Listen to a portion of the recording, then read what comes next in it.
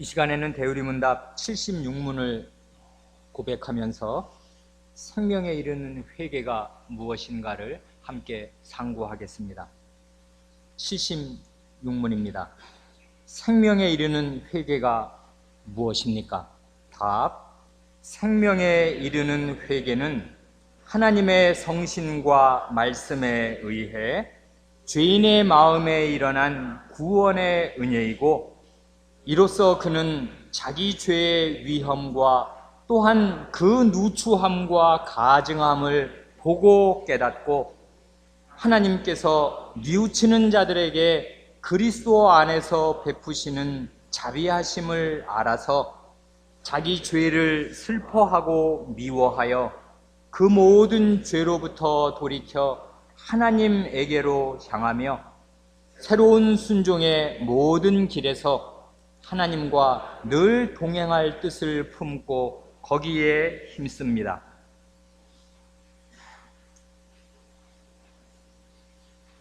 우리의 어린 사람들을 위해서 가장 간단한 질문, 이 제목에 해당되는 질문을 한 가지만 드리고 말씀을 전합니다.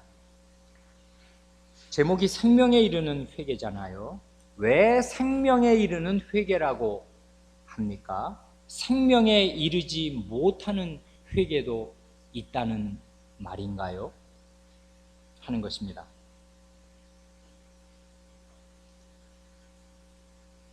(76문은) 하나님께서 죄인에게 베푸시는 구원의 은혜로서 생명에 이르는 회개를 말합니다. 왜 생명에 이르는 회개라고 하는가? 생명에 이르지 못하는 회개도 있는가? 질문 드렸지요. 어린 사람들은 오래 기다릴 수가 없으니까 바로 말씀드리겠습니다. 여기에서의 생명은 우리가 지금 숨 쉬고 밥 먹고 이 심장이 이렇게 뛰는 이런 물리적이고 육체적인 생명을 말하는 것이 아니라 영원한 생명을 말합니다. 그런데 회개 가운데에는 이런 영원한 생명에 이르는 회개가 있는가 하면은 그렇지 못한 그냥 회개도 있습니다. 말하자면은 회개를 하기는 했지만은 영원한 생명에는 이르지 못해서 결국 죽고 멸망에 이르고 마는 회개. 그래서 굳이 이름을 붙이자면은 죽음에 이르는 회개. 회개해봐야 죽고 멸망하는 사망에 이르는 회개라고 할 수밖에 없는 그런 회개도 있습니다. 대표적인 경우가 십자가로 향하시던 주님을 배반한 베드로와 가룟 유다의 차이입니다. 둘 다 사도지요. 둘 다 아주 귀히 쓰임을 받았습니다. 사도들 중에 사도였습니다. 베드로는 12사람을 대표하는 그런 제자였고, 유다는 돈주머니를 맡은 회계였습니다. 다 아시는 대로 어느 집단의 회계를 아무한테나 맡깁니까? 똑똑한 사람, 믿을 만한 사람에게 맡기는 거 아닙니까? 그러나 둘 다 똑같이, 이게 사도인데 똑같이 주님께 마귀라는 가장 강도 높은 책망을 받은 적이 있습니다.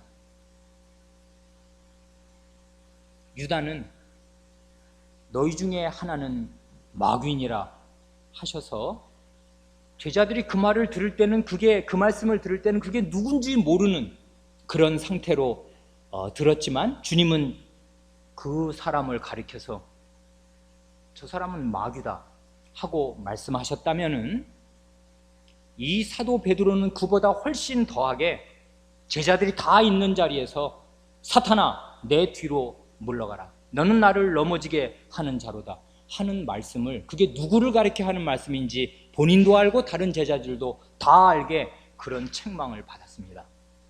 마귀다, 사탄이다 하는 말씀을 주님께로부터 들은 것입니다. 모골이 소면하지요. 정신이 번쩍 나지요. 아마 그때 받은 충격, 그 말씀 죽을 때까지 잊어먹지 못할 것입니다. 뿐만 아니라 그 말씀을 왜 들었는지를 제대로 반성하지 못하여서 결국 둘 다 주님을 배반하는 자리에 이르렀습니다.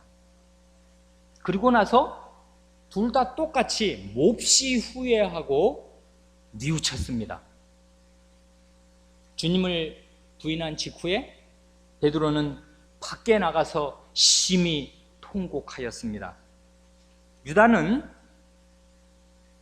예수님의 신병이 빌라도 총독에게, 로마 총독에게로 넘어가는 것을 볼 때 마태복음 그 27장 앞에 3절로 5절을 보면 이렇게 기록되어 있습니다. 예수님이 이제 유대인들의 공회에서 빌라도에게로 넘어가는 것을 볼 때 예수를 판 유다가 그의 정죄됨을 보고 스스로 뉘우친 것입니다. 이 사람이. 그리고 뉘우친 대로 그치지 않았어요. 베드로는 어떻게 했습니까? 자기 혼자 운 것입니다. 그냥 통곡한 것이에요. 그러고 나서 자기가 그렇게 부인했던 사람들에게 돌아가서, 아니 내가 아까 말 잘못했다, 그거 아니다, 저분 내 주님이다, 이렇게 번복한 거 아닙니다. 그냥 울었어요. 그런데 유다는 자기가 뉘우친 것을 행동으로 옮긴 사람입니다. 그 은 30을 대제사장들과 장로들에게 도로 갖다 주며 가로되 내가 무죄한 피를 팔고 죄를 범하였도다. 다른 사람들 앞에서, 그게 자기가 그 예수님을 팔겠다고 공모했던 사람들이고 나라의 대표자들인데, 그게 어디라고 그 자리에 다시 돌아가가지고 예수님이 무죄한 분이라고 말하고 자기가 죄인이라고 실토를 하는 것입니까? 이게 회개가 아니면 무엇입니까? 누가 이런 식으로 회개를 반듯하게 합니까? 우리가 다른 사람에게 죄 짓고 이렇게 합니까? 그렇게 했단 말이에요. 그런데 저희가 가로되 그것이 우리에게 무슨 상관이 있느냐, 네가 당하라 하거늘, 이게 번복될 수 없는 일이고 이미 주사위는 던져졌고 강물을 건넜다는 걸 알았습니다. 돌이킬 수가 없다는 걸 알고 유다가 은을 성소에 던져놓고 물러가서 스스로 목매어 죽은지라. 얼마나 자책이 심하고 괴로웠으면 스스로 목을 매달았겠습니까? 그런데 이건 참된 회개가 아니었습니다. 아무리 자책감이 심했든, 얼마나 정당하게 그 사태를 보고서 주님은 무죄하다, 내가 죄인이다, 나 잘못했으니까 이건 물러다오, 그리고 정말 심하게 뉘우치고 죽도록 그 마음에 고통을 느끼고 하여도 그것이 회개가 아니었습니다. 그러니까 우리는 어느 것이 참된 생명에 이르는 회개이고 어느 것이 그러지 못하고 결국은 멸망하고 마는 그냥 회개인지를 잘 알아야 합니다. 그래야 우리의 여기에 목숨이 걸려 있단 말이에요. 우리의 요리문답은 맨 먼저 생명에 이르는 회개는 죄인의 마음에 일어난 구원의 은혜라고 고백합니다. 회개는 은혜입니다. 하나님께서 주시는 은혜라고요. 하나님께서 주셔야만 죄인이 받을 수 있는 것입니다. 그러니까 죄인이 회개하고 싶다고 그래가지고 내가 잘못했어, 회개하겠다고 해서 자기의 의지대로 생명에 이르는 회개를 할 수 있는 게 아니다 하는 것입니다. 그러니까 역으로요, 우리는 사람은 다 죄인인데 어떤 사람이 참되게 회개하는 것을 보면은 하나님께서 그 사람에게 구원을 베푸셨구나 하고 알게 되는 것입니다. 거꾸로 이 사람이, 회개는 자기가 하는 거지 않습니까? 어쨌든 간에 이 사람이 회개를 해요. 그러면 우리는 하나님께서 이미 그 사람 안에 모종의 역사를 하셔서 그에게 구원의 은혜를 베푸신 결과로 이의 마음과 입에서 저렇게 참된 회개가 나오는 것이구나 하는 것을 역으로 아는 것입니다. 그래 우리 여기 각주 그 332번 333번의 두 번째 구절이 똑같은 구절이잖아요. 사도행전 11장 18절 하반절, 우리가 지난주에도 잠시 생각했던 구절인데, 이게 고넬료 사건을 겪으면서 교회가 이구동성으로 고백하는 그 내용입니다. 그러면 하나님께서 이방인에게도 생명 얻는 회개를 주셨도다. 하나님께서 생명 얻는 회개, 영원한 생명을 얻는 회개를 주셨구나 하는 것을 이제 다른 사람들이, 다른 교인들이 자기가 이미 생명 얻은 회개를 했거든요. 그래서 그것을 알아보고서 이렇게 말하는 것입니다. 질문이 생깁니다. 그러면 어떻게 하나님께서 죄인에게 생명 얻는 회개를 주시는 것입니까? 거기 나오잖아요. 답은 하나님의 성신과 말씀으로 죄인의 마음을 움직이셔서 생명 얻는 회개를 하도록 하십니다. 바로 이것이 구약 성경에서 가장 중요하게 전하는 새 언약의 핵심입니다. 우리가 오늘 이번 주에 이사야서를 마지막으로 읽으면서 거기 새하늘과 새 땅을 창조하신다 하면서 새 언약을 말씀하실 때 그 새 언약의 핵심이 뭐였나? 성신과 말씀이었지 않습니까?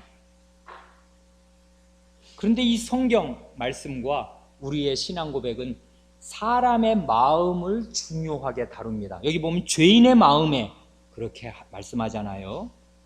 성신과 말씀이 역사하시는 터전이 바로 죄인의 마음, 사람의 마음이기 때문에 그렇습니다. 마음이 중요한 거예요. 그러니까 마음이 비뚤어져 있고 마음이 완악하고 강팍해 있으면 그 사람은 회개할 수가 없는 사람인 것입니다. 회개하는 마음은 어떤 마음이냐면 성신과 말씀이 작용하는 말씀인데 부드러운 마음입니다.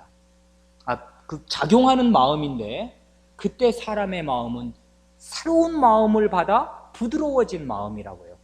그래서 성경은 마음을 늘 중요하게 다룹니다. 결국 사람은 마음입니다. 이와 관련해서 우리가 여기 증거성구에 없지만 중요하게 볼 말씀이 누가복음 맨 마지막 장의 말씀입니다. 누가복음 24장까지 있잖아요. 누가복음 24장 45절로 48절이 이렇습니다. 이게 주님께서 부활하신 이후에 하신 말씀이고 누가복음을 이제 닫는 맨 마지막 부분에 있는 말씀이니까 대단히 중요한 말씀인데, 누가복음 24장 45절, 이에 저희 마음을 열어 성경을 깨닫게 하시고. 주어가 누구겠습니까? 예수님, 부활하신 주님입니다. 주님께서 제자들의 마음을 여셔서 말씀, 성경 말씀을 깨닫게 하십니다. 이게 대단히 중요한 거고요. 46절, 또 이르시되 이같이 그리스도가 고난을 받고 제3일에 죽은 자 가운데서 살아날 것과, 중요한 것은 그리스도의 죽으심과 부활하심입니다. 이거는 제자들 밖에서 객관적으로 일어난 사실이잖아요. 역사적인 사실이잖아요. 그런데 문제는 그 다음 47절, 또 그의 이름으로 죄사함을 얻게 하는 회개가 예루살렘으로부터 시작하여 모든 족속에게 전파될 것이 기록되었으니 너희는 이 모든 일의 증인이라. 그리스도의 십자가와 부활이 내 밖에서 일어난 일이라면은 이 일이 나와 무슨 상관이 있는가를 어떻게 하나님께서 엮어주시냐 하면은 그리스도의 이름으로 죄사함을 얻게 하는 회개의 복음을 전해주셔서 이 사람이 참되게 회개할 때 죄 사함을 얻음으로 그리스도의 십자가와 부활이 자기와 관련이 있게 되고, 그래서 정말 이 사람이 죄 사함을 얻게 됩니다. 그런데 여기 보면 전파될 것이 회개의 복음, 죄 사함, 사죄와 회개, 사죄를 가능케 하는 회개와 사죄가 전파될 것이 기록되었답니다. 어디에 기록되었다는 겁니까? 구약 성경에 기록되었다는 거 아니에요. 그래서 지금 마음을 열어서 성경을 지금 가르치고 있는 거잖아요. 다른 말로 하면은 이것이 구약 계시의 결산이다, 그것입니다. 죄사함 얻게 하는 회개가 전파된다는 것이 구약 성경에 기록되어 있다, 이것입니다. 아까 제가 물어봤잖아요. 누가 지금 여기서 마음을 열어 성경 말씀을 깨닫게 하시느냐고. 부활하신 그리스도입니다. 근데 부활하신 그리스도께서 항상 이 제자들과 함께 하시는 게 아니지 않습니까? 물리적으로, 육체적으로는 하늘로 올라가시거든요. 그 부활하신 그리스도께서 그리스도의 신을 보내셔서 지금 그리스도께서 그림으로 보여주시듯이 이렇게 자기 제자들 앞에서 하시는 똑같은 일을 성신께서 하시는 것입니다. 마음을 열어서 성경을 깨닫게 하십니다. 그 성경의 핵심은 뭡니까? 그리스도의 십자가와 부활인데, 그 복음을 잘 들으면 죄인의 마음이 회개하게 되어서 결국 사죄를 받게 됩니다. 그래, 너희는 이 모든 일의 증인이라는 게, 너희들이 바로 성신을 힘입어서 그 일을 해야 될 사람들로서 회개의 사죄의 회개가 전파될 것이 기록되었는데 그 일을 성취할 사람들이 너희 아니냐 하시는 말씀 아닙니까 지금?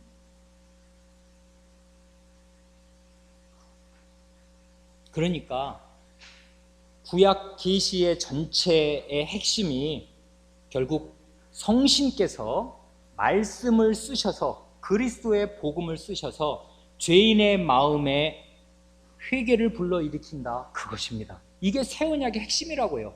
성신과 말씀인데, 성신께서 말씀을 쓰셔서 자기 죄를 깨닫고 회개하게 하신다, 이게 구약 성경의 결산이다 하고 주님께서 이렇게 제자들에게 말씀하시고, 그걸 너희들이 해야 될 사람들이다 하시는 것입니다. 그래, 세례자 요한과 우리 주 예수 그리스도께서 공생에 처음으로 하신 제1성이 뭡니까? 회개하라, 천국이 가까이 왔느니라. 회개하라 하는 것이었습니다. 그러니까 그때 그 회개하라는 말씀이 구약, 적어도 아브라함 이래의 2000년 역사를 한마디로 응축해서 하는 구약의 총결산으로 하시는 말씀입니다. 회개는 그토록 중요한 주제입니다. 회개해야 죄사함을 받고 구원을 받습니다. 여기까지 말씀드리면, 알겠어, 나는 그리스도의 십자가와 부활을 듣고 믿어, 나는 회개했고 복음을 믿었다, 그래서 죄사함 받았다, 끝, 이렇게 하시겠습니까? 그렇지 않습니다. 요리문답에 그 다음 말이 있잖아요. 진짜 회개가 뭔가를 그 다음에서 이렇게 가르칩니다. 이로써 그는 자기 죄의 위험과 또한 그 누추함과 가증함을 보고 깨닫고, 하나님께서 뉘우치는 자들에게 그리스도 안에서 베푸시는 자비하심을 알아서, 두 가지를 아는 거죠 지금. 자기 죄의 위험, 누추함, 가증함을 보고 깨달아야 하고, 동시에 하나님께서 그리스도 안에서 베푸시는 그 자비를 또한 알아야 합니다. 먼저 죄인은 이 참된 회개, 생명에 이르는, 영원한 생명에 이르는 회개에 이르려면은 자기 죄의 위험과 누추함과 가증함을 보고 깨달아야 합니다. 오늘 읽은 그 시편 51편 말씀은 우리가 잘 아는 대로 다윗이 그 두려운 간음죄와 살인죄를 잇따라 저지르고 난 뒤에 회개하면서 쓴 시입니다. 그 각주 336번에 나오지 않습니까? 그는 어떻게 죄의 위험, 누추함, 가증함을 보고 깨달았습니까? 그는 왕궁 옥상에서 어느 유부녀가 목욕하는 장면을 보고 육신의 정욕에 사로잡혔을 때 죄의 단물을 빨아먹는 데 정신이 팔려서 죄가 얼마나 위험하고 누추하며 중오스러운 것인가를 몰랐습니다. 그래서 죄의 낙을 누리다가 간음죄와 살인죄를 잇따라 저질러서 6계명, 7계명을 어기게 되었습니다. 둘 다 원래 받아야 할 벌은 사형입니다. 그런데 나중에 자기가 그날 그때 그 옥상에서 품었던 것과 똑같은 육신의 정욕을 다른 사람이 품었을 때 그것이 자기 자신에게 얼마나 큰 고통과 치욕을 주는가를 피눈물이 나도록 겪어야 했습니다. 그래 그 집안에서 그리고 그 나라 안에서 간음죄가 살인죄를 부르는 일들이 계속 연속해서 일어났습니다. 자기 집안에서 자기 아들 암논이 자기 딸, 배다른 딸 다말을 강간한 일이 일어났습니다. 아버지로서 그 소식을 듣고 하지 못할 일을 한 것을 생각할 때 자기의 옛죄가 생각나고 저질러진 이 일을 놓고 그는 마음에 피눈물을 흘렸을 것입니다. 일이 거기서 그렇게 끝나지 않습니다. 자기의 간음죄가 간음죄로 끝나지 않았지 않습니까? 그로 말미암아서 원한을 품은 다말의 오라비 압살롬이 자기 누이를 욕보인 암논을 죽입니다. 자기 자식이 자기 자식을 죽인 것입니다. 간음죄가 살인죄를 불렀습니다. 그렇게 간단하게 끝나지도 않습니다. 압살롬이 자기가 죄를 처음에 품었던 그 궁중의 옥상에 텐트를 쳐놓고 제 아비의 후궁들을 강간하였습니다. 그 결과로 압살롬이 살해를 당하고 동시에 많은 백성이 죽어나갔습니다. 다윗은 자기의 죄가 얼마나 위험하며 얼마나 누추하며 얼마나 미운 것인가를 잊을 수 없이 100배나 보고 깨달은 사람입니다. 그러나 누구나 똑같이 바로 이런 방식으로 동해보복, 같은 해를 끼쳤을 때 이런 식의 똑같은 일들이 닥치는 것은 아닐 것입니다. 이건 다윗이니까. 다윗은 보통 사람이 아니에요. 사무엘하 이게 11장 이후의 얘기인데 사무엘하 7장에서 이 사람은 구약시대의 양대 뼈대라 할 언약을, 구원의 언약을 받은 당사자라고요. 예언자라고요. 이 구약계시의 최고봉에 이른 예언자가 이런 짓을 한 것입니다. 왕이요 예언자로서. 그러니까 하나님께서 이 사실을 다윗에게 잊지 못하게 가르쳐 주시고 그 죄의 미운 것을 본인이 깨달을 수 있게 하여 주신 것이고, 더 중요한 것은 그것을 하나님 말씀에 이렇게 기록하여 놓으신 것입니다. 그러니 우리가 어떤 죄를 지었고 나서 그것에 대해서 이 다윗처럼 똑같은 이런 되갚음을 우리 생에 받지 않는다고 하여도 우리는 이 다윗의 이 죄와 그 결과들을 기록한 하나님의 말씀을 읽고 믿어야 합니다. 이 믿음으로 죄에서 벗어나는 것이에요. 그러니까 가장 미련한 사람이 똑같은 일을 경험해야만 깨닫는 사람입니다. 그 사람이 왜 미련한가 하면 하나님 말씀 안 믿기 때문에 미련한 것입니다. 하나님 말씀은 우리의 경험보다 훨씬 더 진리입니다. 하나님 말씀에 써 있잖아요. 죄를 지으면 이렇게 된다는 거. 그러니까 그것을 믿어야 하는 것이에요. 믿고서 이것을 사실로 받아들이고 죄가 얼마나 끔찍하고 위험하며 가증스러운 것인가, 미운 것인가, 증오스러운 것인가를 깨달아야 합니다. 더욱이 죄는 얼마나 더럽고 얼마나 위험하고 얼마나 미운 것인가를 자기 자신이 하나님의 말씀을 보고 깨달아야 할 뿐만 아니라 내가 죄를 지을 때마다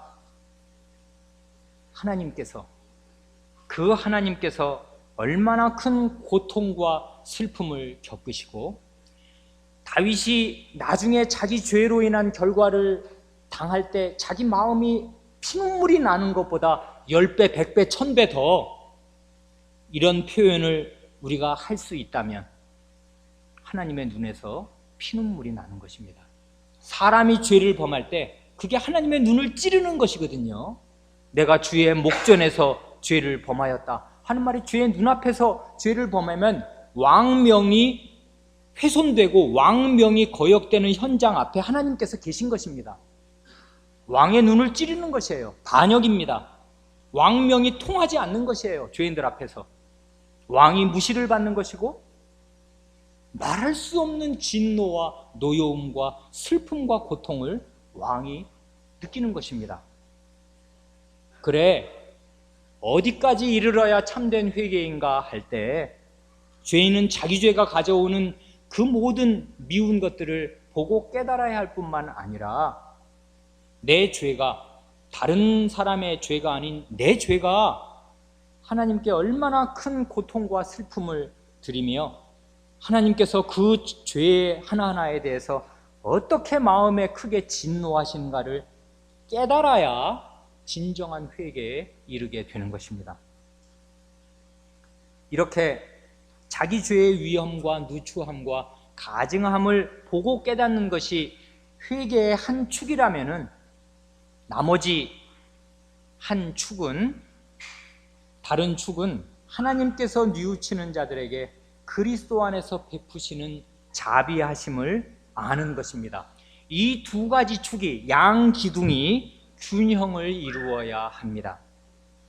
가룟 유다는요, 죄를 죽도록 뉘우치기는 했지만은 하나님께서 그리스도 안에서 베푸시는 자비하심을 알지도 믿지도 못하였습니다. 얼마나 심하게 자책을 했으면 스스로 목숨을 끊었겠습니까마는 그래 보아야 참된 회개에 이른 것이 아닙니다. 하나님께서는 죄를 지극히 혐오하시고 미워하시지만은 동시에 죄인을 지극히 불쌍히 여기시는 까닭에 그 죄인의 헐수할 수 없는 형편을 아시고서 그 죄의 책임을 하나님 자신이 담당하시기로 하신 것입니다. 이게 죄인의 유일한 소망입니다. 그래 다윗이 회개할 때 지은 이 시편 51편 첫 마디가 바로 이에 대한 고백으로 시작하잖아요. 하나님이여 주의 인자를 조차 나를 긍휼히 여기시며 주의 많은 자비를 조차 내 죄과를 도말하소서. 하나님의 인자하심, 언약적 사랑, 하나님의 그 사랑과 불쌍히 여기심, 하나님의 많은 자비, 이게 유일한 소망이다 하는 것을 그 사람이 그렇게 무서운 죄를 범하고서도 그걸 믿은 것입니다. 이게 믿음이라고요. 자기 죄에 대한 끔찍한 그 자책이 당연히 있어야 하는 것이지만 동시에 하나님의 그리스도 안에서 베푸시는 이 한없는 자비에 대한 믿음이 동시에 있어야 그게 참된 회개가 나오는 것입니다. 소가 비빌 언덕이 있어야 비비는 거 아니에요. 죄인이 형벌에 대한 두려움만으로 참된 회개에 이르게 되는 것이 아닙니다. 하나님의 자비를 믿어야 한다고요. 그런데 이 두 가지 축, 죄에 대한 죄가 미운 것이라는 것, 끔찍한 것이라는 것, 동시에 하나님이 큰 자비를 베푸신다는 것, 그리스도 안에서, 이게 이 두 가지 축이 그리스도의 십자가 안에 다 들어 있습니다. 그러니까 죄인이 알아야 할 모든 것, 죄인의 참된 회개는 그리스도의 십자가 안에 다 들어 있는 것입니다. 어떻게 들어 있습니까? 그리스도의 십자가는 무엇보다도 하나님께서 죄를 지극히 미워하신다는 것, 결코 손톱만큼도, 눈곱만큼도 죄를 그냥 넘어가시지 않고 반드시 처벌하시되 끝까지 처벌하신다는 것, 자기 아들의 목숨이라도 끊어놓아야 된다는 것, 그걸 십자가가 보여줍니다. 죄의 가증스러움, 죄의 미움, 죄의 위험한 것, 누추한 것, 십자가가 다 보여줍니다. 동시에 그리스도의 십자가는 이 죄인을 살리시기 위해서 하나님께서 자기가 가장 사랑하시는 독생자를 도살하신다는 것, 그 불가해한 사랑을, 그 불가해한 자비를 또한 보여줍니다. 도살이라고 했는데 그 도살의 도자는 짐승을 잡는 데 쓰는 말 아닙니까? 하나님께서 자기 아들을 구약시대의 제물을 잡듯이, 짐승을 잡듯이 무참하게 십자가에서 잡으신 것입니다. 도살하신 것이에요. 이런 방식으로 죄인에 대한 자기의 사랑을 움직일 수 없이 확증하신 것입니다.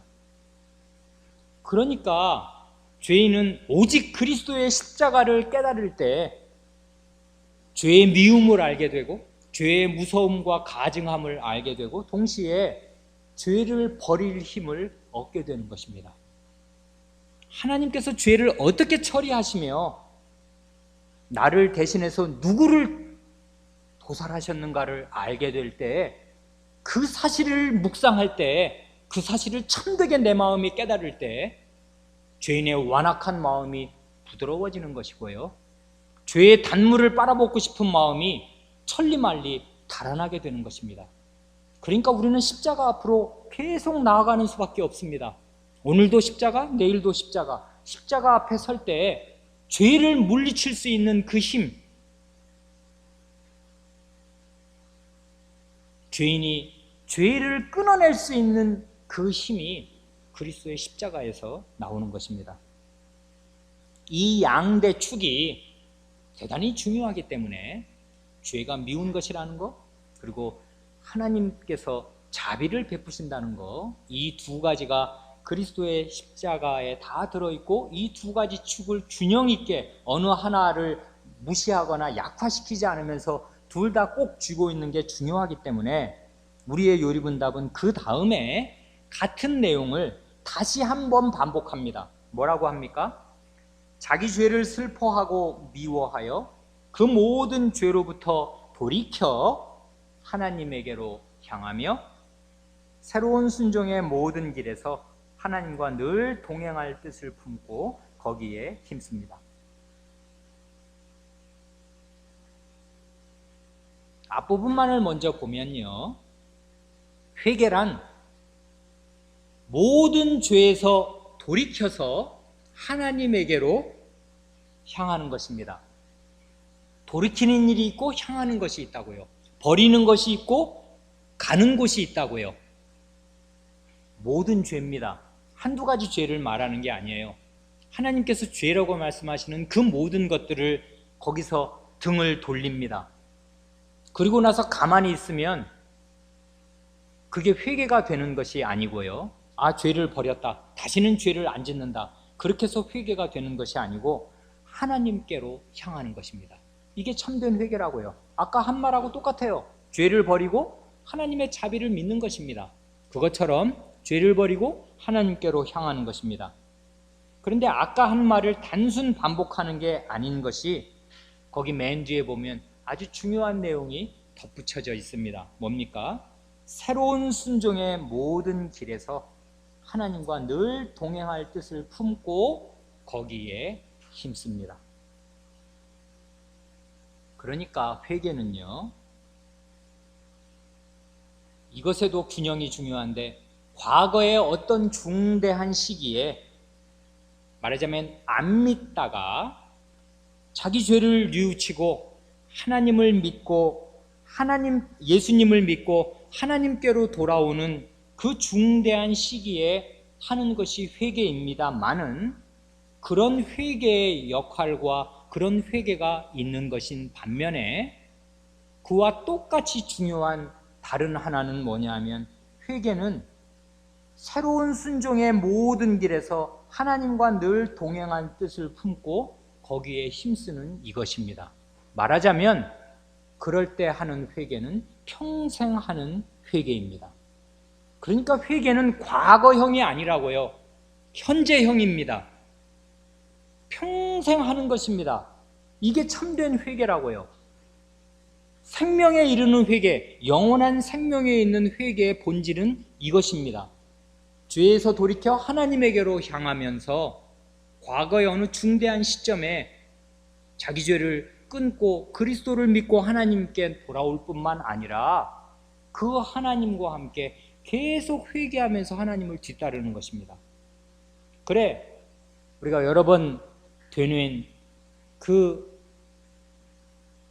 다음 달이 종교개혁 500주년 아니에요. 2017년 1517년 10월 31일에 루터 선생이 비텐베르크 성교회 문에 붙였던 95개 조항의 제1항, 우리의 주와 선생이신 그리스도께서 회개하라 명하셨을 때 그 말씀은 우리의 일생이 회개하는 일생이 되어야 하는 것이다. 그 말과 똑같은 것입니다. 회개는 일생 하는 것입니다. 어떻게 해요? 이렇게 하는 것입니다. 바울 사도의 일생이 평생 회개하는 일생이었습니다. 사도로 부르심 받은 다음에 그렇습니다. 회개의 심정이 점점 발전하고 깊어집니다. 특별히 자기의 사도직에 대한 이해에서 그렇습니다. 예전에도 말씀드린 적이 있는데, 간단하게 세 구절을 살펴보면서 어떻게 바울 사도의 회개가 평생 지속이 되는가, 어떻게 자기 사도직을 이해하는 데에서 회개의 심정이 점점 깊어지는가 말씀드리겠습니다. 고린도전서는 비교적 일찍 쓴 서신입니다. 고린도전서 15장 9절에 이렇게 자기 사도직에 대해서 말합니다. 나는 사도 중에 지극히 작은 자라. 고린도전서 15장 9절. 자기는 사도인 건 틀림이 없어요. 그리스도께서 부활하신 그리스도께서 십자가 나타나서 나를 보냈으니까 나는 사도입니다. 그런데 나는 사도 중에 지극히 작은 자랍니다. 왜냐하면 내가 하나님의 교회를 핍박하였으므로 사도라 칭함을 받기에 감당치 못할 자로라.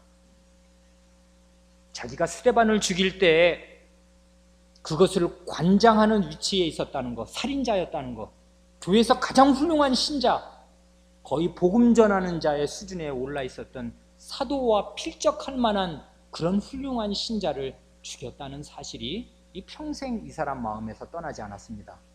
하나님의 교회를 핍박하였으므로, 그리고 그 스데반뿐 아니라 많은 사람을, 남녀를 각집을 지나다니면서 잡아다가 옥에다가 넘겨서 고초를 겪게 한 경력이 있습니다. 잊혀지지 않습니다.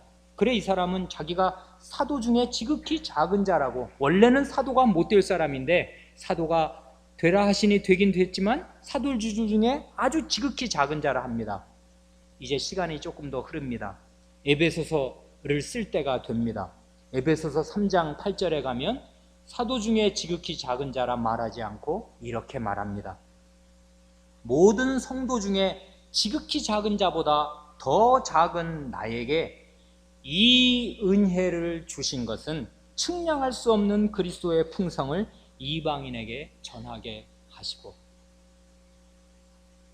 이제는 자기가 사도는 그래도 멋진 사람들이고 교회의 대표자들 아니에요? 가장 훌륭한 분들 아니에요? 사도 중에 제일 꼬라비가 아니라 이제는 모든 성도 중에 지극히 작은 자, 우리 교회 중에서 믿음이 제일 연약한 사람, 그런 사람이 모든 성도 중에 지극히 작은 사람 아니에요? 그 사람보다 내가 더 작다. 그런데 이런 나한테 이 은혜를 주셨다. 이 은혜가 뭡니까? 앞뒤를 읽어보면 사도직을 주신 것입니다. 내가 이 성도들 중에 지극히 작은 자보다 내가 더 작은데, 아니 이런 나에게 사도가 되라고 하시다니, 그 이유는 그리스도의 풍성함을 이방인에게 전하게 하시려고 하신 거다. 그러니 나는 어떤 어려움을 겪어도 아무 불만이 없고 다 당한다 하고 그 사도 일을 한 것입니다. 그러니 목사가 우리 교회의 가장 작은 믿음이 연약한 사람보다 자기가 더 작다고 여기는 것이 마땅합니다. 자기가 뭔지를 알면 이렇게 되는 거예요. 이게 요만큼까지 왔습니다. 사도 중에 가장 작은 데서 모든 성도 중에 가장 작은 자보다 더 작은 데까지 왔습니다. 이제 죽을 때가 임박하였습니다. 디모데전서는 죽기 전에 맨 막바지에 쓰는 편지 아니에요? 디모데에게. 디모데전서 1장 15, 16절에서는 이렇게 말합니다. 미쁘다 모든 사람이 받을 만한 이 말이요, 그리스도 예수께서 죄인을 구원하시려고 세상에 임하셨다 하였도다. 그 다음 말, 죄인 중에 내가 괴순이라. 16절, 그러나 내가 긍휼을 입은 까닭은 예수 그리스도께서 내게 먼저 1절 오래 참으심을 보이사 후에 주를 믿어 영생 얻는 자들에게 본이 되게 하려 하심이니라. 이제는 사도 중에 작은 자가 아니고 모든 성도 중에 지극히 작은 자보다 더 작은 자가 아니고 죄인 중에 우두머리입니다. 이건 세상 모든 죄인 중에 자기가 가장 악질적인 사람이다, 이렇게 자기가 생각하는 거예요.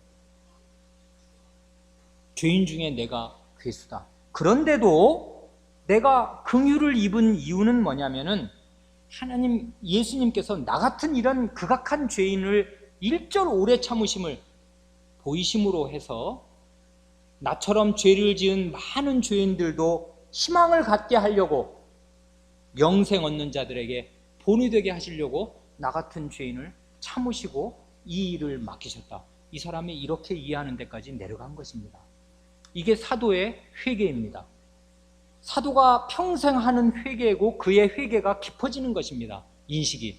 그러면 이 사람이 맨날 지금 죄를 짓고 있는 것입니까? 그런 게 아닙니다. 실제로 눈에 보이는 죄를 짓는 게 아니에요. 죄의식이 깊어지는 것이지. 이게 참된 회개라고요. 바울, 나중에 그 시편 51편이 중요한 책이니까 잘 읽어보시면 이 사람 다윗이 하나님을 제대로 깨달은 사람이기에 이 사람이 그렇게 자기가 간음죄와 살인죄를 짓고 나서 이렇게 회개합니다마는 나중에 그 뿌리를 거슬러 가면 내가 모태 중에 죄악 중에 잉태되었다, 어머니 뱃속에 있을 때부터 나는 죄덩어리였다 하는 인식에 이릅니다. 이게 참된 회개라고요. 죄의 깊이를 점점 더 알아가는 것입니다. 그래 마음이 낮아지는 것이에요. 괜히 제가 뭘요, 저는 아무것도 아니에요, 이렇게 겸양을 떠는 것이 아닙니다. 진짜로 그의 죄의식이 깊어지는 것이에요. 그래서 사람이 낮아지는 것입니다. 마음이 낮아지고 부드러워지는 것입니다. 다른 사람을 이해하고 용납할 마음을 얻게 되는 것이에요. 왜냐하면 자기가 바닥으로 내려갔으니까 다 자기 위에 있어요. 자기보다 다 훌륭한 사람들인 것입니다. 그래 어떤 사람도 원망하거나 함부로 대하지 않습니다. 참되게 회개하는 사람은. 이게 우리 그리스도인의 일생입니다. 하이델베르크 요리문답이, 우리는 지금 대요리문답을 읽고 있는데 우리가 매주일 애송하는 하이델베르크 요리문답이 바로 이런 회개, 평생에 걸친 회개를 너무나 아름답게 말합니다. 하이델베르크 요리문답 88문, 89문, 90문이 바로 이것입니다.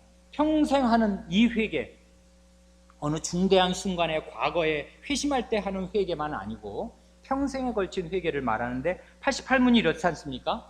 사람의 진정한 회개는 무엇입니까? 다 옛사람이 죽고 새 사람으로 사는 것입니다. 당연히 의문이 떠오르죠. 그 다음 89문, 옛사람으로 사는 것이, 옛사람이 죽는다는 것은 무엇입니까? 답, 하나님을 진노케 한 우리의 죄를 마음으로 슬퍼하고 더욱더 미워하고 피하는 것입니다. 이게 죄의 회개의 한 축이잖아요. 옛사람이 죽는다는 것, 하나님을 진노하시게 한 그 죄를 미워하고 피하는 겁니다. 이게 옛사람이 죽는 거예요. 이게 회개예요. 회개의 한 축. 또 다른 축은 뭡니까? 90문, 새 사람으로 다시 사는 것은 무엇입니까? 답, 그리스도로 말미암아 하나님 안에서 마음으로 즐거워하고 하나님의 뜻에 따라 모든 선을 행하며 사는 것을 사랑하고 기뻐하는 것입니다. 우리 대우리문답 맨 마지막하고 똑같잖아요. 새로운 모든 길에서 하나님의 뜻을 좇아 하나님과 함께 걷는 것입니다. 이게 새 사람으로 사는 것이고, 이게 회개의 한 축이라고요. 옛사람이 죽고 새 사람으로 사는 것, 이게 회개입니다. 이게 우리의 신앙 고백, 대우리문답과 하이델베르크 요리문답이 가르치는 생명, 영생에 이르는 회개입니다. 드릴 말씀 다 드렸는데 보너스로 한 가지를 말씀드립니다. 유인물 나누어 드렸죠? 그 왜 밖에 있는 거?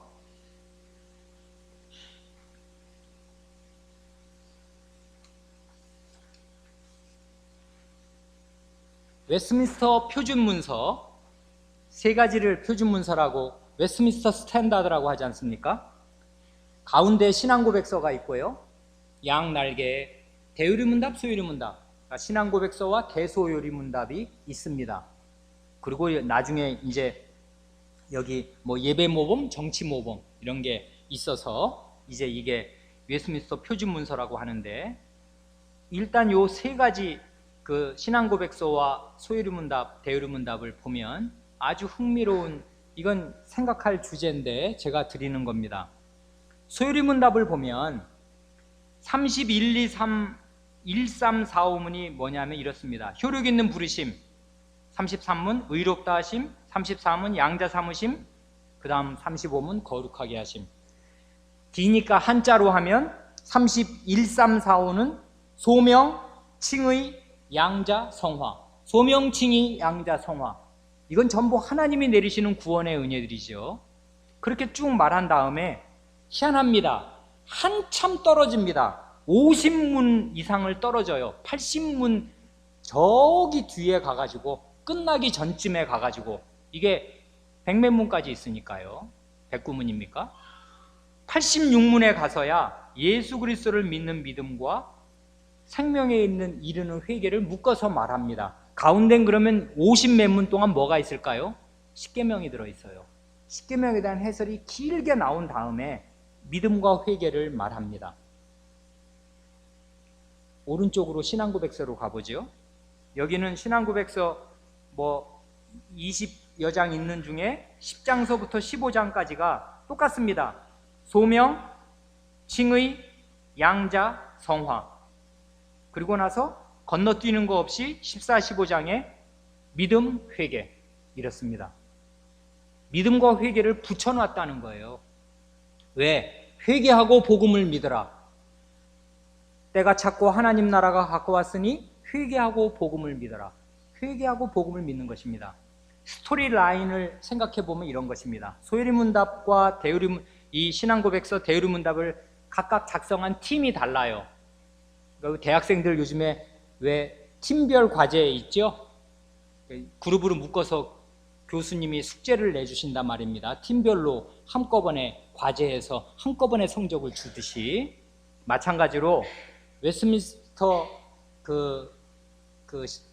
그때 모였던 신학자들, 그리고 그 대표들은 팀별로, 위원회별로 이걸 작성했습니다. 신앙고백서 작성한 위원회 있고, 소요리문답 작성한 위원회 있고, 대요리문답 작성한 위원회가 있고, 각각 다른 위원회들이 작성한 다음에 전체 회의에서 이제 그 밀고 당기기 하면서 축자 조정을 통해서 확정한 것이거든요. 그럴 때 소요리문답과 신앙고백서를 작성한 위원회의 내부 흐름을, 논리를 생각하면 이런 것입니다. 소명, 칭의, 양자, 성화, 이것은 하나님의 구원의 은혜를 먼저 설명을 해놓고 이걸 우리가 어떻게 받냐 하면 예수 그리스도를 믿고 죄를 회개함으로 받는다, 이런 식의 논리를 가지고 정연하게 정리해 나간 것 같습니다. 그런데 우리는 지금 대의문답을 읽고 있지 않습니까? 대의문답을 작성한 분들은 그와 다른 스토리라인을 가지고 있는 것 같습니다. 어떻게 합니까? 믿음과 회개를 떨어뜨려 놓으면서 믿음을 어디다가 붙여서 얘기하냐면 의롭다 하심 바로 뒤에 놓습니다. 하나님께서 효력 있는 부르심으로 당신을 부르시고 당신을 의롭다고 하시는데 어떻게 의롭다 하심을 당신은 받냐 하면 믿음이 있어야 의롭다 하심을 받는다. 그리고 그 믿음으로 하나님의 양자로 살고 성화를 이루는데 그런 성화는 사실은 평생 회개하는 삶이다, 이렇게 이해한 것 같다고요. 그래서 믿음과 회개를 이렇게 떨어뜨려 놨습니다. 희한한 일입니다, 신앙고백서에서. 그러니까 다른 위원회가 있다는 게 우리에게 도움이 됩니다. 이건 두고두고 생각해 볼 만한 과제입니다. 잘 생각해 보십시오. 소요리문답은 왜 이렇게 떨어뜨려 놓으면서 작성을 했고 대의문답은 왜 이렇게 작성을 했을까? 전체 구조, 이 요리문답 구성, 이게 보통 생각해서 이렇게 하는 거 아니거든요. 어느 걸 앞에 놓고 어느 걸 뒤에 낼까 할 때 자기 나름의 신학적인 논리가 그 밑에 쫙 깔려 있는 것입니다. 그런데 이건 이렇게, 이 팀은 이렇게 구성을 했다고요. 이게 성경 진리의 한 단면을 잘 드러내고 이면이 또 성경 진리의 단면을 잘 드러내기에 우리는 양자를 이렇게 취하면서 같이 보면서 가는 것입니다. 마지막으로 한 말씀 드리고 마칩니다. 여기 웨스트민스터 신앙고백서 15장이 생명에 이르는 회개에 대한 거지 않습니까? 1절부터 15장을 읽으면 1절부터 6절까지가 쭈르륵 있는데 맨 마지막 6절이 이것입니다. 읽어드릴 테니까 들어보십시오. 6절, 신앙고백서 15장 6절. 각 사람은 자기 죄를 하나님께 개인적으로 고백하며 그 죄를 용서해 주실 것을 구할 것이고 그렇게 기도하고 그 죄를 버린 사람이 자비하심을 얻을 것입니다. 이건 죄 지은 사람은 뭐 어디 신부에게 가거나 목사에게 올 게 없이 하나님께 자기 죄를 고백하라 이겁니다. 그리고 그 기도하고 그 죄를 버리면 자비하심을 얻을 거다. 그 다음 말이 중요한데 그와 마찬가지로 하나님께 이렇게 죄를 고백하고 용서를 받은 것과 똑같이 그 일이 교회에서 어떻게 일어날 것인가를 그 다음 말합니다. 그와 마찬가지로 어떤 사람이 자기 형제나 그리스도의 교회에 해를 끼쳤으면은 개인적으로나 공적으로 고백하고 자기의 죄에 대하여 슬퍼함으로써 피해를 입은 당사자에게 자기의 회개를 분명히 나타내야 합니다. 그럴 때 피해자는 그 사람과 화해하고 사랑으로 그를 받아들여야 합니다. 아까 하나님께 자기 죄를 고백하고 죄를 버리면 하나님께 자비하심을 입을 거잖아요. 마찬가지로 이제 피해 당사자가, 모든 죄는 하나님의 피해 당사자지만 동시에 교회와 어떤 자기 형제에게 피해를 끼쳤어요. 죄를 하나님께도 짓고 교회와 어느 형제에게도 지은 것입니다. 그러면 하나님께 가서 회개한다고 일이 끝나는 게 아니라는 거예요. 회개는 그렇게 하는 게 아니고 다른 사람에게 끼친 잘못과 손해, 그것은 그 사람과 그 교회에 가서 공적으로, 개인적으로나 사적으로나 공적으로 고백하고 그 죄에 대해서 슬퍼하여서 피해를 입은 당사자에게 자기가 회개했음을 분명히 나타내야 한다는 것입니다. 그러면 이제 용서받을 차례잖아요. 용서는 누가 해줍니까? 피해자가 해주는 겁니다. 피해자는 그 사람과 화해하고 사랑으로 그를 받아들여야 합니다. 하나님께서 자비를 베풀어 주시듯이 회개한 죄인에게 우리는 하나님처럼 되어서 피해를 준 그 형제를 참되게 회개할 때 용서해 주는 것입니다. 이게 회개의 현실이라고요. 이게 우리의 신앙 고백서와 요리문답이 가르쳐주는 생명에 이르는 회개의 현재입니다. 이런 식으로 우리는 이 회개를 하면서 생명으로 나아갑니다. 기도하겠습니다.